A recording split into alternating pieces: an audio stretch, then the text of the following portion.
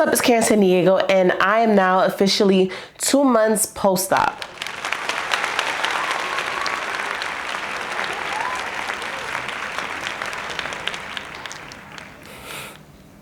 And during this video, I'm going to give you a quick rundown of what it's been like over the past month. The last update that I did was at 1 month post-op. So in this video, I'm going to give you a rundown of month 2, and then make sure that you stay tuned to the end of this video to see how much I weigh now.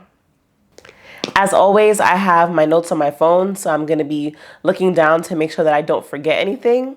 And starting with a banger, I'm going to start with constipation. Fun topic, right? So with constipation, I talk about this in a few of my videos that after VSG, constipation is definitely a thing. Something I found during month 2 that has made constipation less unbearable is reintroducing coffee into my diet regularly.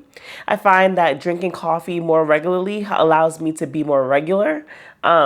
Whereas nothing else is really doing the trick. Like I tried all different types of pills, I tried different drinks, I tried fiber and this and that, and nothing worked like coffee did. So coffee really has got me back to more of a regular cycle. Not gonna say that I'm anywhere where I was before surgery, but definitely going on a more consistent basis.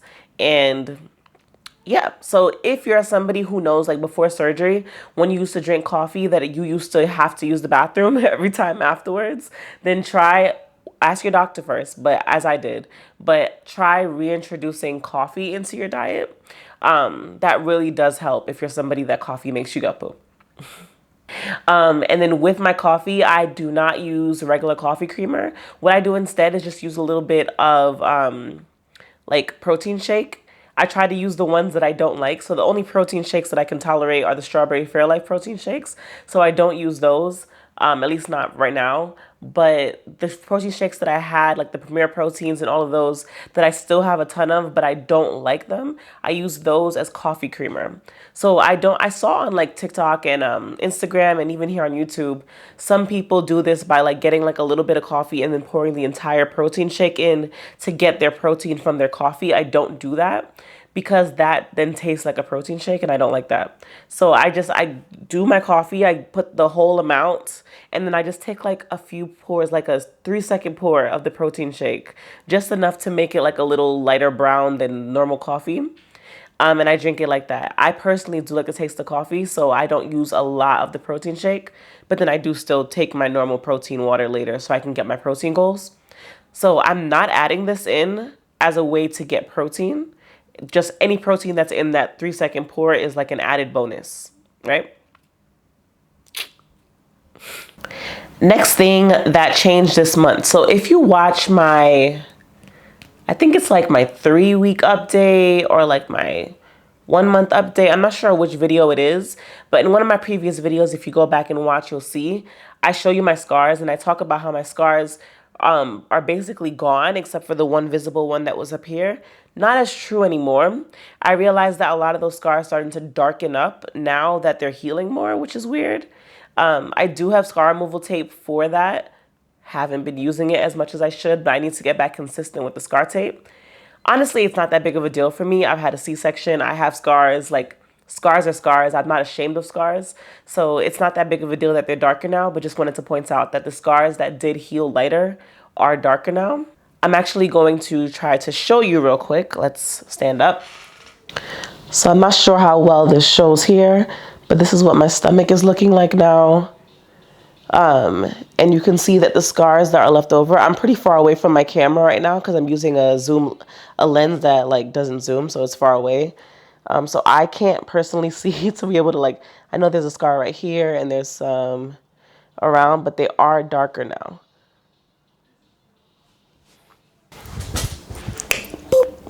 Another thing that is different now, that I feel like I say every time, but each time it changes a little bit.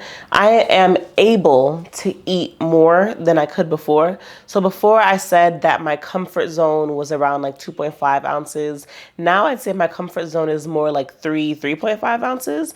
I can eat 4 ounces, but that's when it's going to start to like get the bubbling and I start to feel uncomfortable. So if I keep it around 3 ounces, I don't get to that point where I start to feel uncomfortable. So that's my sweet spot.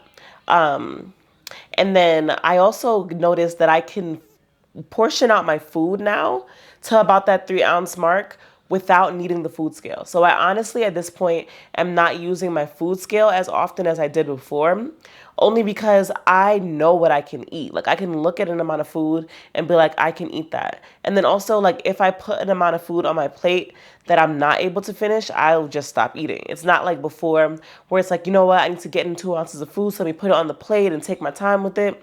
Now, like I know that like this is how much I can eat. I know when I'm full. And if I'm full before I finish eating, I'll just put the rest in the fridge and eat it later. So I don't really need to weigh out as much because it's not like I'm worried that I'm eating too much food. No, I know exactly how much I can eat. I know what makes me uncomfortable. I know what works and what doesn't. So I think the scale is definitely super necessary, especially in the beginning when you're still trying to figure it out. Because I think in the beginning, if I had tried to not use a scale and tell myself to eat 2 ounces of food, I would have had no idea what 2 ounces of food looked like before being in the habit of using a food scale. But now that I was using a food scale for over a month, probably stopped using it more so recently. So yeah, over a month, about a month and a half of using a food scale religiously. Now, like I know what 2 ounces of food looks like versus 3 ounces versus 4 ounces. So yeah, the scale isn't as necessary anymore for me.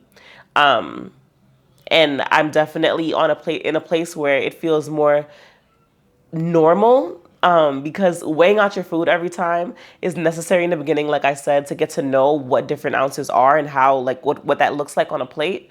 But now that I know that, now I can just like make some food for my family and portion it out for myself and like not need a scale. And that just psychologically feels a lot more normal than having to weigh food every time that I make it. So that just brings me back to feeling a little bit more not like a recovering patient and more just like somebody who doesn't eat as much. And that feels awesome. And throughout this video, if you hear me sounding a little bit nasally and weird, bear with me, please. I'm just recovering from COVID. Another thing this month, this is weird because it was not a problem for me before, is taking pills, not pills, let me not say that. Taking my multivitamin out of nowhere makes me feel sick now. And the multivitamin chews did not make me feel sick. I just didn't like them. They were gross. So I started taking the pills and those were great for like the first month and a half. And then out of nowhere, the pills make me nauseous. It doesn't matter if I have a full plate of food with it. It doesn't matter if I have a full plate of food after or wherever, it still makes me sick. So what I've done by your recommendation is, let me try to show it to you. What I've done is I've started using the patches, and that's one patch right there. And I don't know if they work. Like I have to get blood work done to know if I'm vitamin deficient or anything, but they don't make me nauseous. So that's been great. And I just put it usually on my arm because they say to put it somewhere that doesn't have a lot of hair. And the under of my arm, like this area all the way up here, there's no hair there. There's hair like on this side, but there's no hair on my arms, at least on this part of my arm. So I put the patch there and it's been working out great for me. So I have them linked in my Amazon storefront. I'll share the link to that below in case you want to check them out. As far as protein goes this month, I'm getting most of my protein from my food or from protein water. I hate protein shakes. I'm there now. Like the strawberry Premier Protein was holding me down for a while, and now we're getting to the point where I don't like them anymore, right? So it's not that I don't like them. It's just something about drinking the milky texture every day. Nope. I can still tolerate the strawberry Premier Proteins. So what I'm doing right now, just so I don't completely get sick of them, I'm just not having them as much, and instead going with protein water. I've showed in a different video, or was that Instagram? Nope, I showed on Instagram. You can follow me on Instagram if you want to make sure you're catching all the different VSG tips that I give. But what I do is I use Isopure, what I do is use Isopure protein water, the tropical punch flavor. I spritz some of the Mio fruit punch in there, shake that up, and that's what I drink. That's like 20 or 25 grams of protein. I have that like once or twice a day instead of a protein shake. And that has been much better for me. I'm praying I don't get sick of that, but I don't see how I would because it's juice. Like, it just tastes like juice. There's no weird consistency. It's just juice. So, also, back to the topic of eating. What I did notice with the way I eat now is I have been intentionally, including more carbs into my diet.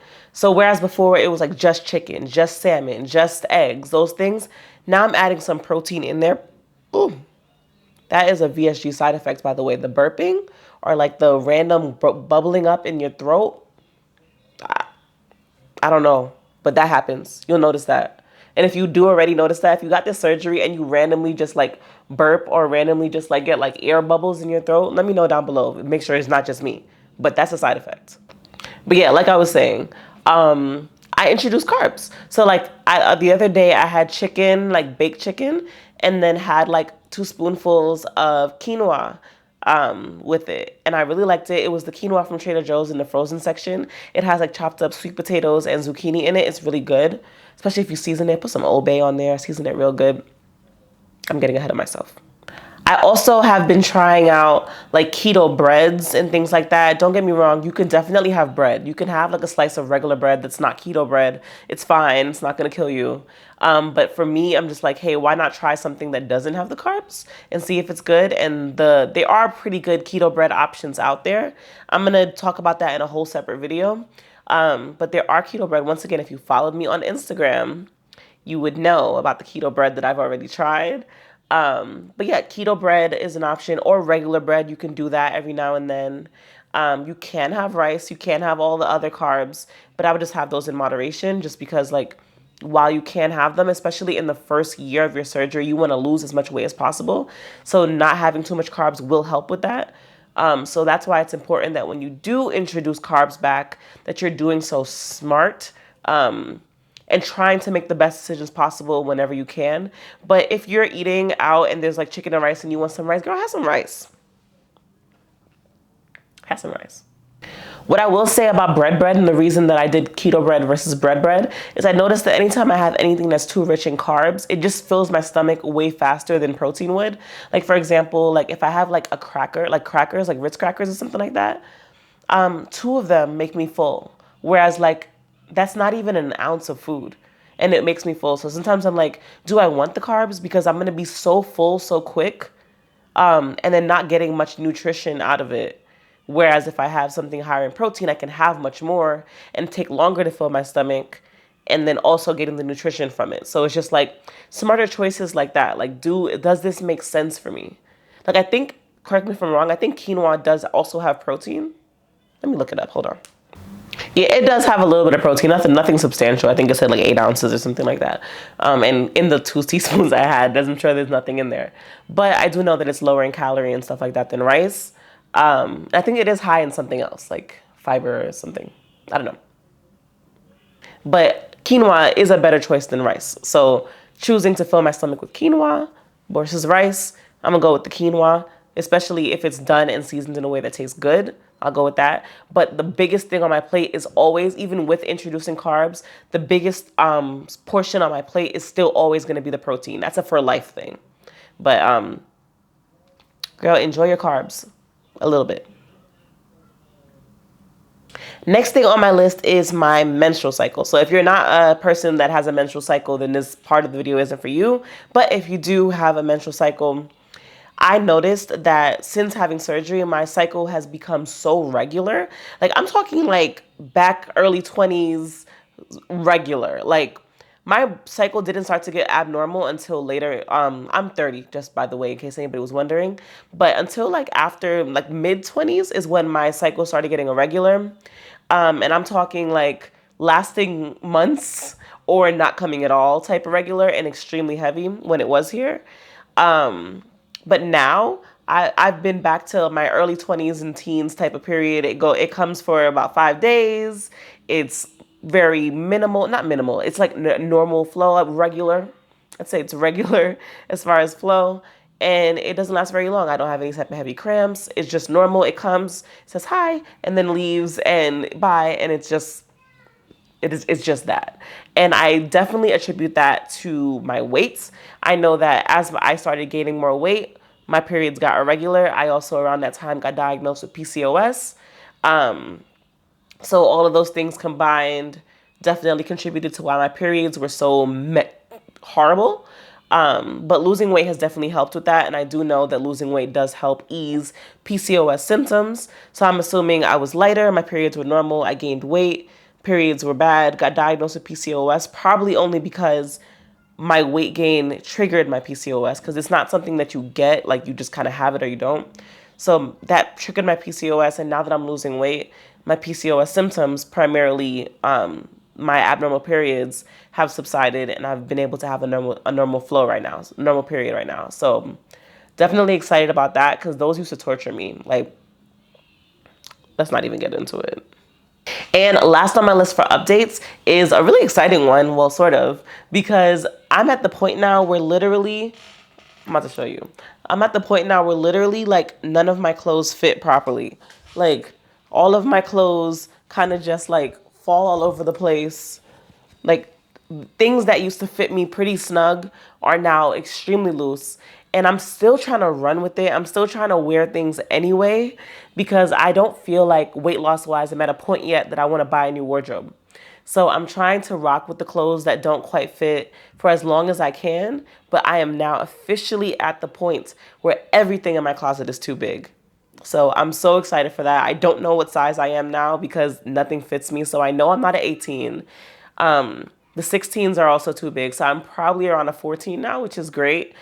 But I think I'm going to hold off on buying anything until I'm like in the 12s, just because even at a 14, I can find stuff in my closet that still will fit. So, once I'm in the 12 range, I have nothing. So that's when I will buy stuff. But for as long as I can sort of get into stuff, I refuse to buy anything, even if it's cheap. I'm not buying it. Nope.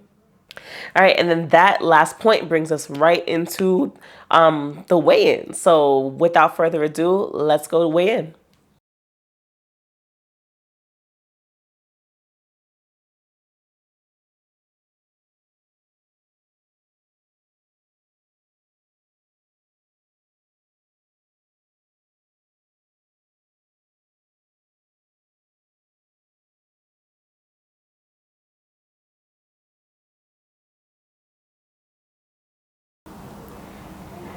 So did you see? Did you see? You saw it, right? You saw on the scale. Oh my God. So I'm so excited.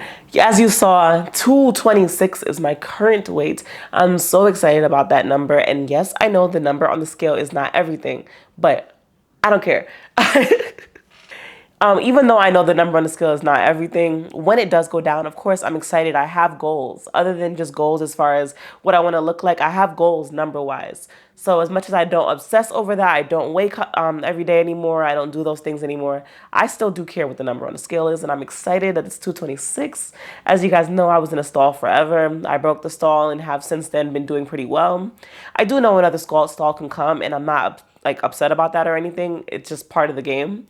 But to be 226, the way my brain works is just like, I'm 226. That means I only have 26 pounds to lose to get to my first goal, which is just being under 200 pounds. So 26 sounds like such an attainable number. Whereas when I started this journey, I was 272 pounds, and 72 pounds to lose to get to that first goal sounds huge. Whereas thinking about it as just 26 pounds, that sounds easy. Like, I could do that. 26 pounds sounds real easy, real not complicated to get to, and I'm really excited to get there. Once I get to the 20 to under 200 pounds, then my next goal is my goal weight. And my goal weight, I would like to be somewhere around 170 pounds.